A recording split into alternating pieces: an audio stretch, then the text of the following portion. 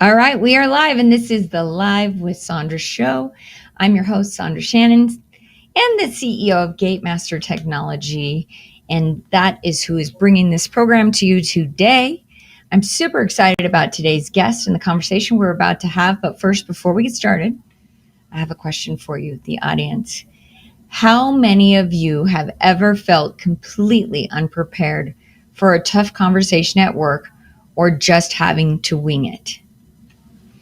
Well, today's guest believes that might actually be your superpower. So if you don't know who we're talking about, let me give you a few more hints. Our guest today is the founder and CEO of Improv at Work LLC, helping organizations enhance leadership engagement through culture through improv-based strategies. She's a faculty member at Northwestern University Kellogg School of Management, teaching executive presentations, and navigating difficult conversations. Conversations, as you know, if you watch my show, are sometimes hard for me. Former director of guest experience at the Museum and Science and Industry and John G. Shield Aquarium with 18 years in museums, zoos, and attractions. She's a lifelong improv expert, previously a faculty member at Second City Training Center. She cannot live without her murder mysteries. Now, without further ado, please help me welcome Heather Barnes to the Live with Sandra stage. Heather, welcome to the show. Hi, thank you for that awesome introduction. And it is just fabulous to be here. I'm really excited about today. Thank you. Hey, thank you for being here. You know, I always read the bios that get sent over to me, and I love that question about like what you can't live without, what your favorite things are. And I thought it was really cool that you said you're reading your murder mysteries. I have this. I think technically he might be called like an IV nurse. He might even be watching. He usually watches my stuff. I have an IV nurse that always comes around. I get my NAD shots, and he takes good care of me and keeps me healthy, especially with as much as I travel. Yeah. And going to events. And he is an actor at a improv murder mystery theater here in Denver, which I thought you would appreciate. So yes. Come out here to Denver. We might have to go. I've actually never gone and seen him. He just tells me about it every time. Yeah. But I would love, if you ever make it out to Denver, maybe that's something we've got to do is go see him.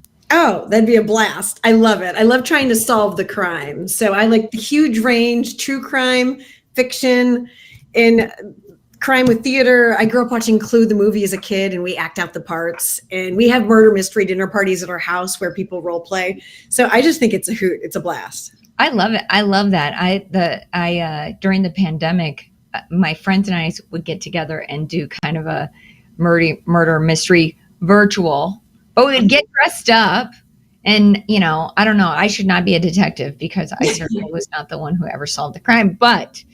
And even when I go to escape rooms, I don't know. I'm like an observer. I don't know what that says about me, but I actually find it fascinating to watch other people solve the crimes. But maybe that's part of the conversation we're going to have today when we talk about leadership. Yes. And improv. And I did tell I didn't say, but we're going to be talking about the power of improv leadership and boosting culture and resiliency.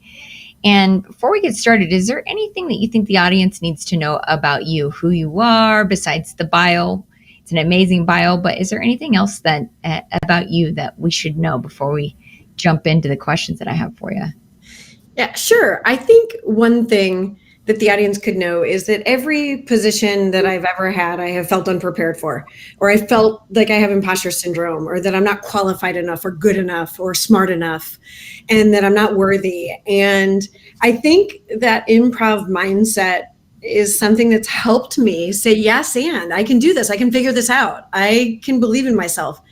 And that's hard to do sometimes, especially when faced with failure and challenges. And I approach life that way. Even this session we're having together, it's like, yeah, you get nervous beforehand, or you think, I haven't done this before, and you're second guessing. And it's like, yes, you can do this. Do the best job you can. Show up and give it everything you've got. And I just think that's something that it is innate in me that I a value that I have is to yes and philosophy of life. I love that. And I know that you've mentioned your yes and philosophy, and I'm curious how leaders use this to embrace communication and collaboration. I love that yes and. One of my friends before, sorry, I know I just asked you a question. One of my friends always said, always say yes. So I really love this Yeah. idea. Yeah, and it's hard. One of the things that I like to make a distinction on, there's a few things. The first is that with yes and, it doesn't mean yes and I agree with you, let's go. That's great. It means yes, I'm acknowledging what's been put out there. I'm listening to you. I'm trying to understand where you're coming from, and that's the yes. So some people think, especially when I work with different groups, it's like yes and you're right and we have to do this, and that's very different than agreeing to what someone said. And I try to take that approach, and I'm not always successful at it, and it is hard. And I do get challenged often. Oh, you're not doing real improv. You're right. We're not doing two-person scenes, but it's more the philosophies of improv about listening, responding, taking in what your audience is telling you and working with that in some way. And I think that's the yes and philosophy that I hold to of life, or just in leadership. And it's hard, even when you have a combative person, you want to try and understand where they're coming from, or someone that is definitely not agreeing with you. And this just happened in a meeting I was in right before this. I shot out an idea and someone said, I strongly disagree with you. And I think before I would have gotten shut down or gotten scared. And I was like, okay, let's explore that. Tell me more about what it is and why you disagree with me. And I think it's just a safer space to be a leader and as a collaborator. And how do we embrace people that aren't on the same page as you? Well, I think it's interesting that you mentioned like disagreement, right? Yeah. I have some teenage boys, one in particular, very much his own thinker, very different than everybody else at times. Yeah. And one of my mentors that I've trained under and worked with, one of his philosophies is always be agreeable. So we try to teach that to our kids. And it's to your point, it's not always that you are truly in agreement, but when you agree with people, or at least acknowledge them with that yes, the reason he says always be agreeable is because people like people who agree with them. That automatically puts you in a common in a common space. Yeah. Or on a level that's equal, right? It does. And it's about finding that commonality. So let's pretend your teenage son says, I want to go out until 2 a.m. And you're like, that's a hard no, or whatever the criteria is. Can you agree that, I get spending time with your friends is so important on this special day? And how could you maybe do that in a way that also works for both of us? So it's how do you go to that instead of saying no? And I learned this through another faculty member at Second City. She had just had a brand new baby and they had a toddler. And the husband came home and looked at her and said, I want to go camping. And she thought in that moment she was going to kill him because there's a toddler and a newborn that's weeks old. And she's like, how am I going to get this camping stuff ready? How am I going to is he on Mars? And she just wanted to have this strong negative reaction, which our brains are taught to go to the negative. Instead, she took a big breath. She's like, how do I yes and this situation? And she said, yes, I would love a vacation too. I'm in desperate need of one. Let's talk about how we might do that with these little things attached to us right now. And I felt like that was such a good example of, I would have reacted and said, no, are you crazy? Look at what we're dealing with. And it's hard. It's not easy. And I have to remind myself, but when you hit things from an area of commonality or what is the common ground that we both believe in, it's a safer space to explore options. Yeah. Also, I think it just creates an environment, like you're saying, a safer space, an environment where people can communicate easier, right? Because if you're automatically in disagreement, you want out of there. Right. I mean, completely real. I mean, I'm sure like you just mentioned, you were just in that situation. This happens a lot more in business than we like to admit, that we are in disagreement with each other, but we still got to get through it. We do. And one of the things, so you mentioned I'm a faculty I'm an adjunct lecturer at Northwestern University, and I love it. I absolutely love it because I am learning new things about business, and they're getting ready to launch a Center for Enlightened Disagreement. And they're embracing different people's points of view. And normally as a society, we fear disagreement, or we immediately shut down. And we have all these preconceived notions of conflict or disagreement. And it's approaching it not from a place of, oh boy, this is bad or negative, but how do we understand one another? How do we work on a relationship? How do we find some common ground and not fear disagreement or difficult conversations? Yeah. No, I like that. I read Dare to Lead, Yeah. Brene Brown's book. Yeah. What I really appreciated about her is that she talks a lot about like rumbling and vulnerability, which I think is very similar to what you're saying. Like sometimes it is vulnerable to be in agreement when you're really not in agreement, but you're just trying to acknowledge that this person feels a certain way. Yes. So for instance, if somebody calls me a gay master and says, hey, this thing's expensive, I'm always like, yeah, it is. Yeah. Yeah. And the reason is because it does blah, blah, blah, blah, blah, or whatever that looks like. Right. So I think that just, and usually that like disarms people when you're like, yeah, I agree with you. Even in those conversations, the sales conversations, because, I'm fully transparent about sales because I believe that that's a big part of where businesses fail. I mean, we know that's the number one reason businesses fail is a lack of capital and or sales. So, I found that to be an incredibly helpful tool in communicating the value and getting people through some of the hard conversations is that ability to be able to be vulnerable. Yes. And I think this is kind of what you're talking about in some ways, and something that maybe resonates with a lot of people. I don't know if I mentioned to you, my kids are all actors. I don't think we just wrapped the show last week. Yikes, you've got your hands full. Oh boy. Oh, I do. I think they're going to enjoy this conversation when we're done and they get a chance to watch it.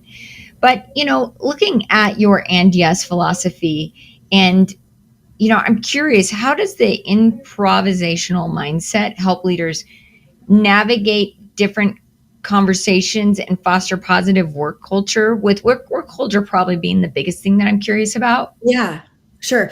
And I love this. A comment just came in from Cheryl. It says, absolutely, because improv creates a safe space for us to think on our feet. There's no judgment. It's play. It's a game. Everyone's in it together. And I think that's one of the things we had in an organization I worked, a vice president that was introverted and absolutely hated the idea of any of this, but would come down and do some of these improv exercises and show that she was vulnerable and accessible and would support everyone. It puts, like you said, everyone on the same playing field. Now, if you go to think about implementing improv in your organization, you do have to say why you're doing it. And you do have to create that safe space. It doesn't just magically happen. It magically happens at the Second City Training Center or in a theater environment. But when you start implementing some of these, we had a lot of change management to work through as well, and talk about the why. We're trying to create a more positive culture. We're trying to create a more safe space. We're trying to make leaders more relatable and more accessible to everybody. And I think from a leadership standpoint, it can do a number of things. You're able to positively reframe things and you're more resilient. You're able to see wins more easily. We did a lot of training on thanking other people and what a good thank you looks like. So I could say, thank you, Sandra. It's great to meet you. Or I can say, thank you, Sandra. It's nice to learn a little bit more about you as a human. And I've been a fan of your work. And to meet you face to face has just been really exciting for me. And I just love that you empowered us to take this wherever it may go today. So I didn't feel too structured and that's more meaningful to you than thank you, you're great. And so how can leaders be mindfully expressing gratitude with the team members, and even your world's worst employee is doing something right? And how do we find that and build a relationship around that? And I think that's also important philosophy. Now, do you feel, because we do a thing around here where we do a lot of role playing, because, and this is, I know I'm kind of going off somewhere that you might not have expected this to go. I don't know, maybe you did, but we do a lot of role playing over here just to kind of empower our team in so much that they might be having hard conversations, until I heard about you and met you. And actually, I don't know if you know this. I think the first time I really got to hear from you and got to know you a little bit was when you were on stage during the IAPA Women's Leadership. Ah, that was so fun. It was fun. The luncheon or the session? Was it the luncheon that you were hosting? I think you were hosting the luncheon. Yeah, I think that might have been the first one. And then the year before was a session where I moderated the panel of four. Oh, that's right. Yeah, it's so fun. I'm so glad that you were up there. I'm a big fan of stages. As you could probably tell, I created this one because I think it's a great way for people to get to know you. And so while this is our first really in-depth conversation on this improv topic and how this is enhancing workplaces, I feel like I know you because you've been able to put yourself out there in a way that most people won't, right? Most people don't want to get on those stages. You mentioned a boss who is a total introvert. Yeah. And that does become a problem in workplaces simply because, oftentimes we may not know how to communicate with somebody like that. We don't want to make them uncomfortable. And so I think this idea of improv is so interesting, especially I'm sure there are a lot of techniques that you use to implement these strategies into workplaces. And because of that, do you see these techniques creating a more inclusive and psychologically safe work environment? Yeah. And do you have any stories or results of that? Yeah. I do think what's fascinating today, and I've been a leader, and I thought it was extremely hard at times because you have to be technically strong. And I was overly authoritative at times, and I was back-to-back meetings and stressed. And I left Heather Barnes as a human out of all of this. And research indicates today, there's an article from Harvard Business Review. If anybody wants it, I can make sure you get a copy. It's called Executive Presence Today, or the New Rules of Executive Presence. And what they expect of leaders is to be trustworthy, more vulnerable, more connected. People are even interviewing other leaders to say, would you want to have a drink with this person? And I know there's legal elements surrounding that given your states, but they're trying to get it. Would you relate well to this person? Does this person have a high degree of empathy? And that I didn't know that was part of being a leader. And today it's clear. And there are a lot of leaders out there that are technically strong that don't have those skill sets. And I do a lot of trainings on that today, and I do a lot of self-reflection on where I've been most successful and where I've been least successful is because I've been intentional about building relationships and using some of these strategies and being vulnerable and telling stories of failure and relating to people. And I think in terms of using improv as a philosophy, if you have a good relationship with someone, that's required. If you want them to listen to what you're saying, they have to like you and trust you first. So how do you quickly build that trust? How do you quickly connect with someone? Again, our brains are taught to go to the differences we have with one another and what's going wrong. It's just how we are psychologically rooted to be in that fight or flight response from back in the day. And it's retraining your brain to find commonality and to be okay being vulnerable and to find those moments. And it sounds almost too structured, but you can be intentional and strategic about it too. You can be very mindful about, all right, this is an opportunity for me to be vulnerable. One of the examples I share was I worked for a leader at this amazing organization, and it was in the heart of the Chicago riots. And she stood up and said, I am a white woman afforded lots of privilege, married to a white man who's afforded more privilege. And so I can't begin to understand what some of you are going through. But today I'm committed to working toward making our organization less racist, more inclusive. And I mean, that brought down the house. And so that's what I'm talking about. How can you get comfortable sharing parts of yourself? And I think becoming an improviser makes you think it's not about you, it's about your audience. How can you connect with them for your audience? And so I think your audience being sometimes your team or your customers even, right? Oh, yeah.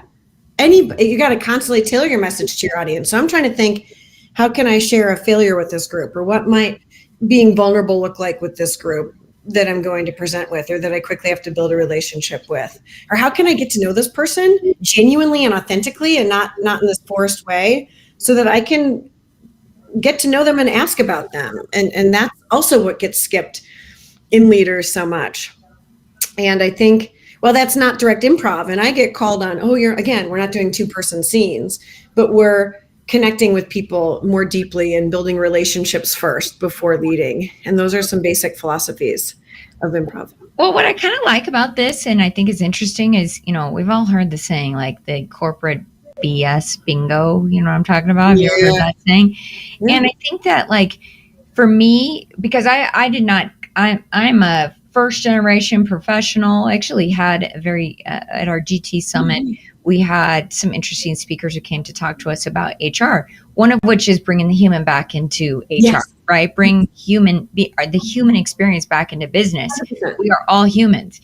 Yeah. But also, one of my guests who's been on the show and also came to speak at this event, she mentioned about understanding who your people are. And sometimes that is having tough conversations, but also doing it with enough tact that they feel included and inclusive. Yeah. But she mentioned one time, like, when you know that somebody is a free school lunch kid, you can, because you have this understanding of people, you can give maybe the extra support that they need in a way that's appropriate without really singling out people. And so what I think is interesting about this is teaching people to communicate in a situation. Because for me, I always, you talked about like the imposter syndrome. Oh yeah. And early in my career, my imposter syndrome mostly came around the fact that I didn't know that corporate speak. I didn't know the rules of business that went unspoken, and often that's what got me into trouble.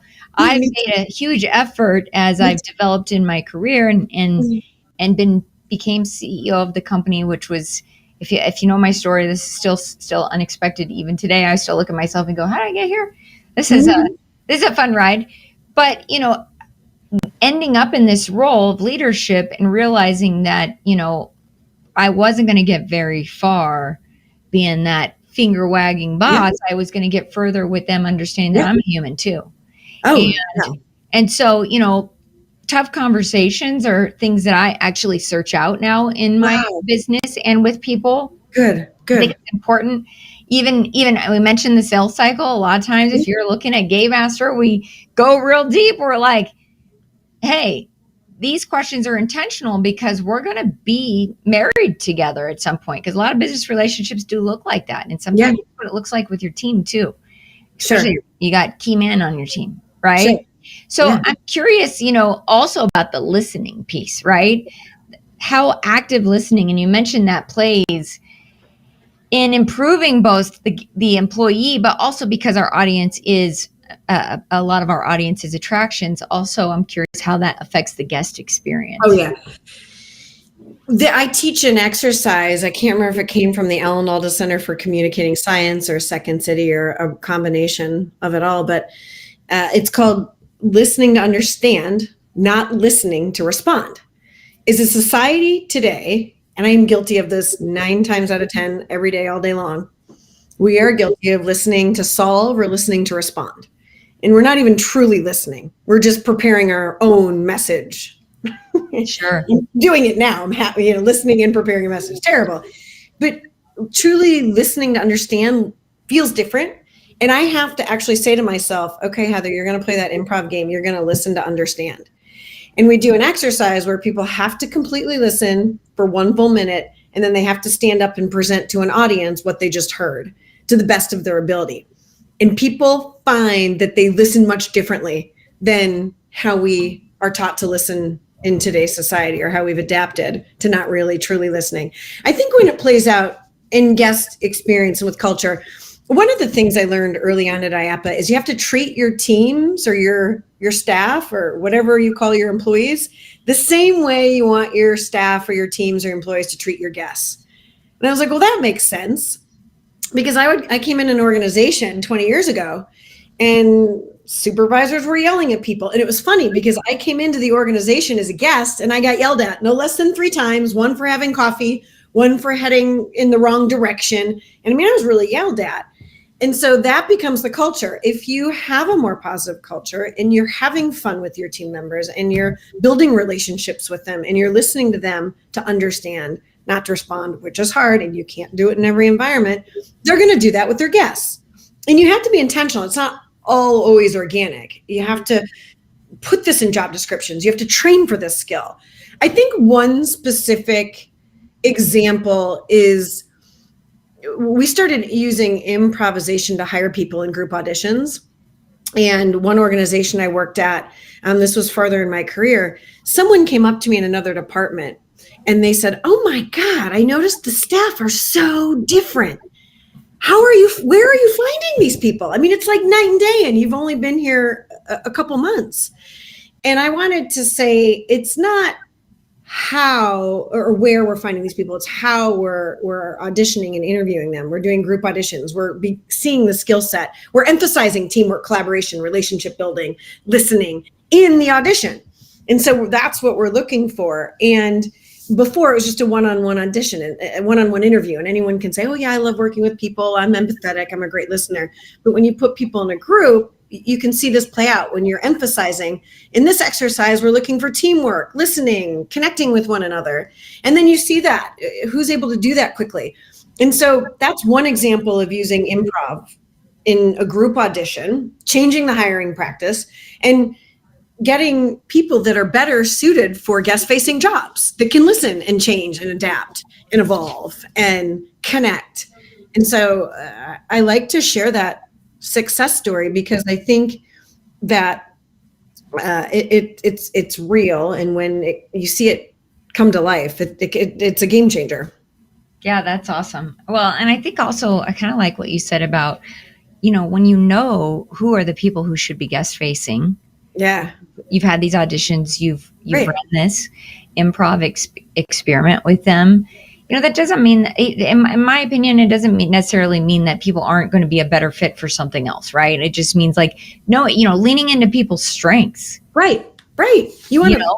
The worst thing for us is when we have somebody who is afraid of talking to people that's on our support team. Yeah, setting people up. You got to be in there talking to people. Like that's part of the role. And certainly don't want anybody getting yelled at, and certainly don't want them getting yelled at because maybe their lack of or ability to be able to be in that situation. Right. I brought an example because I did a little bit of prep work. I brought another example. We set out to have a more positive guest experience in one organization. And as a result, we also set out to have more fun with our staff and to change morning meetings from more punitive to more reward. And I pulled a couple comment cards because we used to have about 50% negative comment cards and some 50% positive. But what I love about a couple of these examples is that this was unsolicited feedback we were getting from guests, highlighting exactly what we set out to do. So just a quick note, thanks for a lovely afternoon. Our family was fortunate. We had a warm, energetic guide who made the experience informative and personal, using equal parts knowledge and humor. This made our tour experience from an average day to overall exceptional. And so when you are intentional to create a more positive, fun work culture, you're empowering your staff to have a more positive, fun culture with guests. And if you're setting those expectations, we want you to have personal, highly tailored experiences with guests. And you give them examples and you're doing it with your staff, they're going to take that and run with it. And we also got rid of scripts and tried to move more towards outlines so people could use their own voice and people could express themselves as who they were. And all of this is again, a Second City improv philosophy. They embrace that everyone has value, everyone is funny, every single human being has something to offer and add. And I just love that. So I tried to take this philosophy and bring it to organizations that I work with. I love that. I also, what I also love about this idea is, what an incredible skill to give people. Yeah. What an incredible skill to give people because, having been in sales for a lot of my career, understanding the script idea Oh yeah. Things that drives me crazy is that, when somebody can't divert from the script, and you have to, because you're dealing with a human Yeah. who is not on script, right? Yes. And it Yes. becomes very difficult for people to go off script. And so understanding this methodology and maybe even some of these philosophies on understanding how to communicate with people in those Right. situations, it definitely is improv. I also think that in those situations where you are just dealing with people versus Oh a yeah. script. It's funny you bring in the sales example. I was hired recently by a bunch of executives that for a major corporation, and their focus was sales. And like, our sales, they're not connecting with people.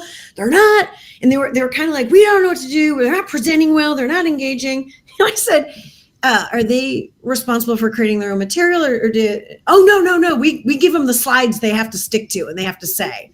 And I was like, well, there in itself is part of the issue. If they're not able to use their own language and be themselves, and they have to stick to the script that's rigid that you're telling me, it's harder to make those personal connections, in my view. So I think that was 100%. yeah. And even when you apply that to the guest experience, if you have your team who's the front line reliant Mm-hmm. on a script, that still seems very transactional.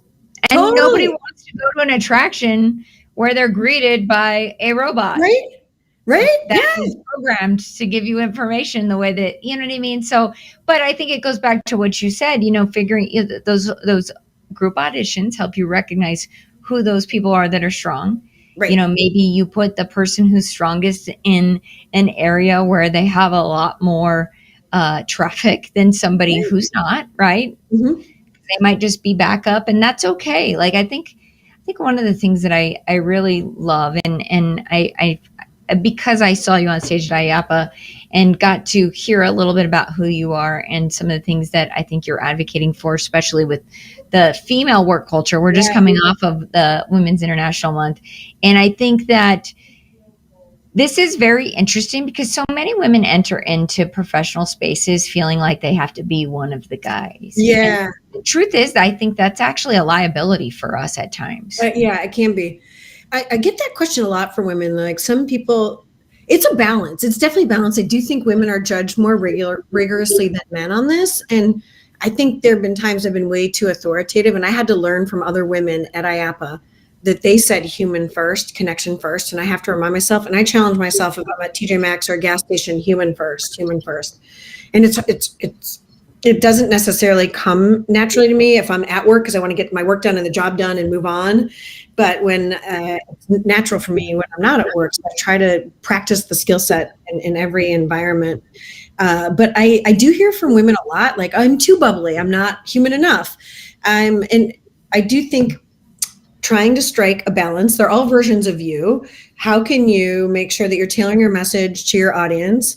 And I have to say, if I'm walking into a new client or a new group, a brand new law firm, I'm a little more buttoned up than I might be with you. I know you know a little bit more about me and my background, and we've been connected through IAPA, so that I'm tailoring my message to you in a different way than I might with a brand new client. And I do get that. I do think women are more harshly judged than men in that. And I do like to empower women to say, it's a range, but what feels best to you in the situation, in the environment? And how can you make sure not check out completely and show up and be human? Because it is a strength of women to be human and empathetic and caring and vulnerable and compassionate. I think that is a huge strike zone. We skip that step sometimes. Yeah, I 100% agree. I also think it's interesting that you said that a lot of women, it's vulnerable and hard to know what the right thing to do. Like you're saying, you might have to you might have to know your audience, which is what I think is also very cool about what you're doing, teaching people this improv, because that also means being able to deal with that on the fly, because you've got to read the room. It's going to change depending on who the audience is. As you said, a new client, you might not be totally out there in all of your glory on the first conversation, but at the end of the day, I'm pretty sure what you're looking for is to work and at least help them find a culture where people can be fully there as themselves to some degree. I mean, they're professional workspaces, you know. So that's shower. come to work and look nice and presentable and Oh, it's a whatever lot. else the company requires of you. I mean, some of us are probably at home and Yeah. don't have that thing that they have to worry about. But you know what I mean? Like there are things that we can do to be professional. But one of the things that I have always not cared for in especially corporate culture is this idea that we should just blend in. Oh God, no, that's awful. That's not what people want. Well, employees are saying, and that's part of that article, Executive Presence Today, which I'll send you a link to after this. Someone in the chat said they'd like a copy. What team members, they want to report to someone that is authentic in themselves and human, and they're looking for a leader that's vulnerable and trustworthy and can create these connections and be a strong relationship builder. And what I've learned, there's a article that I assign to students at Kellogg, and it's what's better, voice of authority or voice of warmth? It's actually voice of warmth. Wow. And that was surprising for me because I was always voice of authority. I was promoted early on, a young blonde hair, blue eyes. I didn't think people would take me seriously. That's probably what you heard a bit of. So I was really authoritative at times. And I felt that showed that I was competent in these leadership roles. And what I learned the hard way is you have to take a step back, be willing to fail, because that's part of the process. That's part of what creates a safe space for others. And I don't know that I was willing to do that earlier on in my career. Admit when you don't know something. Those were hard things for me to do. Unfortunately, I had good female mentors that guided me through that process and that stuck with me. But those can be really hard things to do, especially when you have imposter syndrome. And so admitting you have gaps in your knowledge makes it even worse or even more fearful. Yeah. See, I had a little bit of an opposite experience because I knew that I was being given an opportunity that I had one chance, right? And I've been with Gatemaster for 25 years. I started when I was 21 years old. Wow. I knew that this was like my opportunity to get myself out of the situation that I was in, having grown up with parents who were both laborers. Wow. You know, I knew this was my moonshot. And so it's interesting because my boss, or the founder of Gatemaster, as long as I always own the problem, even if I created it, he always had there was always a safe space for me to learn. Cool. And have those failures. And I feel very lucky. I've tried to create that environment for people. Good, I love that you brought that up because I think it's important. An important point that you brought up that, you know, we as leaders can't be afraid of failing because people are going to fail. Yeah. All around us. We fail all the time. We just don't want to admit it. Right. Right. I think for me, the only failures I don't tolerate are the ones where you leave me with the mess. Yeah. You know, together. Accountability is still a thing. Right. Warmth doesn't mean no accountability. Totally. And I think of, I went to a new organization and I was taking big risks, which is part of what I do. And in planning for this big risk, I had some other leaders say, I think this is going to fail. I just don't think this is a good idea. 8 out of 10 were on board, but there were 2 that were like, I just think this is going to fail. You shouldn't do this. And we did it. And I had to do extra work and do extra planning and do extra presentations and meet with the president more frequently and the board, blah, blah, blah. And at the end, it was super successful. Awesome. Yay. Go team. One of the leaders came up to me and said, Heather, I am so sorry I doubted you. You were new. That was awesome. This is the best fundraising program that this organization has seen. The press is calling it the best. The board is calling it the best production they've seen in years. And I doubted you. And as a result, I made you do more work. And I shouldn't have. And I am sorry. My respect for that woman was through the roof. The other leader wouldn't speak to me the whole night. In fact, we rode the elevator down together at the end of the evening. And she didn't say anything to me. And at the very last minute, she said, our CEO did a good job, didn't she? And I said, yes, because that was true. I said, yes, she did. But because that person was vulnerable and said, like, hey, I made a mistake. I made you do more work. I was wrong. In the future, I would trust you hands down. That meant so much to me. And it took nothing for her to say that and accept some vulnerability and humility. And I would do anything for this person to this day, just based on that one moment. Yeah, because she showed her humanity, right? Like, And that's difficult to do. And I have a lot of respect for people who can do that. Yeah.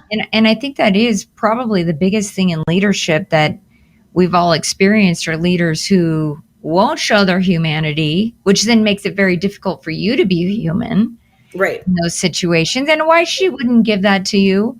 Right. What is that to her? Exactly? What would it have cost her? Right. And I think that's what they say, like, there's no failures in Second City. There's only opportunities. And I love, there's an awesome chat going on, which is really fun. There's great comments. It's awesome. We won't take time to read it all. But Destiny just wrote, failures are opportunities for us to learn and grow. And that's an improv philosophy. Like, how can we embrace these opportunities? How do we create safe spaces for other people to fail? Because it is essential. And I think I was so busy trying to avoid that early in my career that it did a disservice. And so and by that, I mean, like, how do I create a safe space for others to fail in the organization? I mean, it makes sense. I mean, we're still in a working generation of women who, if we had our own businesses in the 70s, it wasn't until 1974 that women could even take out a loan for a business without their husband's permission. That is in many of our lifetimes, and there are still women working today who come from that generation. And so, I also, while I don't want to look in the past, because I think we've made so much progress, and there's not to say that there is not more progress to be made, but I think, and not to make this about women, but I just, what you've done at IAPA to create these spaces for women really resonates with me. And I think that there's something to be said that there is a generation of women who were having to pioneer these very uncomfortable spaces. And so maybe that trickled down some old ways of being. And so it's really refreshing to hear what you're doing and the work that you're doing, especially with regards to advocating for these common spaces, these safe conversations to have. Nobody should be worried about losing or being able to pay their bills because they made a mistake at work. I'm just not a fan of that. Right. With IAPA, I'm so thrilled that I've been able to. I remember the very first webinar we had on women in leadership, at least that was formally that I was a part of, in 2017. And I've been involved in IAPA, I think, since 2010. And 2017 was this webinar they had me host, and I was a little nervous. And what I learned from those other women that I was just the host brought down it. They were life-changing. It was career-changing. It was enlightening. And I was like, we have to keep hearing these stories. So what are these different platforms that we can use to get other voices out about these topics that I didn't even know I was struggling with, that I had big blinders on. I was like, oh, everyone's equal. This is great. And I just am so grateful that IAPA continues to make that a priority, particularly today, and that IAPA continues to find. They came up with the luncheon and asked me to host, and my instinct, there we go again, was no, because I don't want to host a lunch. I thought I was going to have to order food for everybody. And they were like, no, we'll do that. I was like, I've never hosted a lunch. I don't know how to pull a lunch program together. I don't know what your success indicators are. It was really overwhelming. And I thought, you know what? This is an opportunity. You say yes.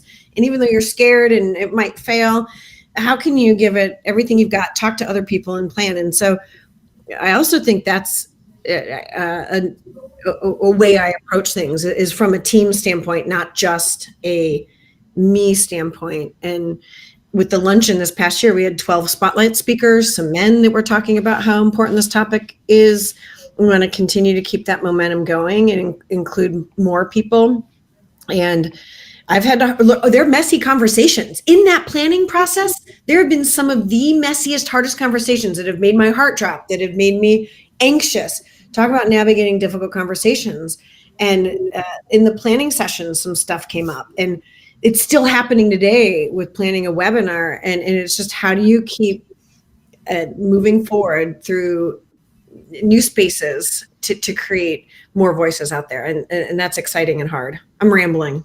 No, I love that, because it's funny. I've been asked to participate in several conversations on these very similar topics. I mean, this is why I love the idea of having on the show. And I know we're running out of time, and I have so much more I want to ask you. But I always say, hey, if we get to the end of the show and there's still so much more for us to do, because I know you had like a game that we could play. So I always say, if we don't get to that, it just means you got to come back on the show. Oh, woohoo! You got to come back on the show. We keep this conversation going, because, we are multifaceted people. And I know that what you're doing is for everyone in an organization with regards to improv. But just because we both love IAPA so much, I appreciate what they're doing. When I started coming to IAPA 25 years ago, we still had booth bunnies out there. I've seen them. It was awful. And you know what? It was some of my team members. I felt it, but I couldn't articulate it. Some of the team members that reported to me said, Heather, this looks and feels like an old white man's club. We don't see any of us reflected here. And they empowered me to help make a change. And I don't know that I would have done it without surrounding myself with smart people that are more articulate than me. And then I can kind of take it and run with it. But yeah, they raised it. They saw it. They felt it. And this was 20 years ago. Yeah.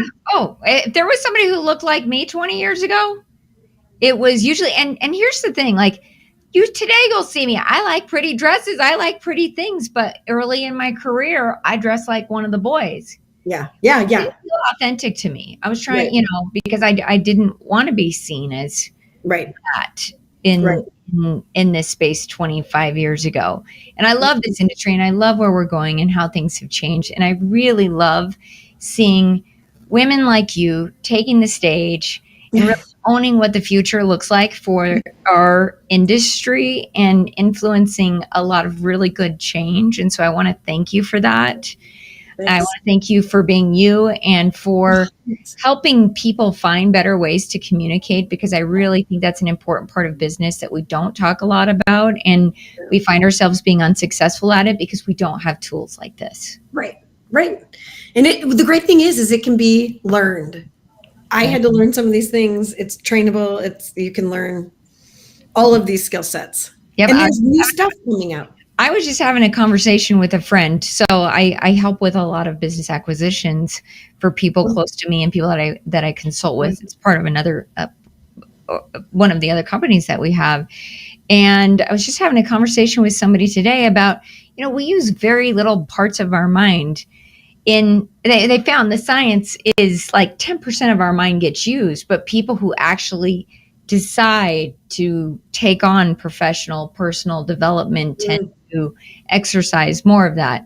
Dancers use a lot of it in order to remember choreography. There's all these ways that we can expand our mind and our development, and we have room for it. That's why I bring up 10% of our brain gets used, because there is room for it, you guys. There's room for all of this that Heather's talking about. And that's your repertoire. Take an improv class, everybody. I love it. Well, thank you again for being here and for sharing all of your very valuable insights. I say this all the time. I love doing this show. I love what we're doing for the audience, but selfishly, I also feel like the luckiest person in the world to be able to speak to people who are influencing change in organizations and in a very positive way, and in ways that I love seeing the world change, because I was one of those people who had a hard time stepping into a professional and corporate scene. And as I said, being able to navigate hard conversations really benefited me. So kudos to you for doing that. And thank you again for being here. Thank you for having me. Hey, one more thing. I just realized, if somebody wants to get a hold of you, if they need help with this, what's the best way to reach you? I have a website. It's long and clunky, improvisationatwork.com. So you spell it out. Or you can reach me, Barnes Heather, BarnesHeather, the number 25. So Barnes Heather 25 at Gmail is another great place to reach me. And I'll make sure and email you that article from the Harvard Business Review about executive presence today, so that you can distribute it in the best way based on we'll put it on the recap. And I think the producers will also make sure that people have access to your website and how to get a hold of you. So we'll make sure that that's there. Yeah, thank you. Hopefully you'll agree to come back, because I really love it. Conversation, and I think there's a lot more to be had than what the chats are so inspiring. So thank you all for listening. Yeah, thank you, Heather, for being here. Well, so what do you guys think? Do you think that being able to have hard conversations, tough conversations in the workplace is something that is your superpower? Because I think Heather today really made some good cases with her case studies and things that she shared today with regards to like empowering people in having these conversations, but also seeing how that can create real change in our organizations. I'm really grateful for Heather and all the speakers that come on this show, to my team who supports us throughout being able to, let me just say, this team that I have, this is not an easy show to put on. Somebody said to me the other day, like, "Oh, you just started a podcast." I'm like, "No, it legit. We have 5 or 6 people that are constantly working on, one, making sure that we have good programming for you, but also making sure that our guests are well taken care of and that they know what they need to do or how to be here. They promote the show for me and allow me to show up and be present for you and for these guests and really allow us to be able to do this, because I could not do this without a team that is as amazing as the team that I have. So I just want to take a moment and thank them again today, and to thank all of you for supporting us, for watching this programming, for being engaged in the conversation and sharing your thoughts in the chat. Thank you to Heather for sharing her insights. I mean, people like her don't have to do this, and they do this for you. So I hope you found some actionable steps that you can take to better your business and organization, and primarily in the attraction space that we all love and know. So thank you for everybody from the bottom of my heart. So till next time, go out there and be great. And I look forward to seeing you on the next live.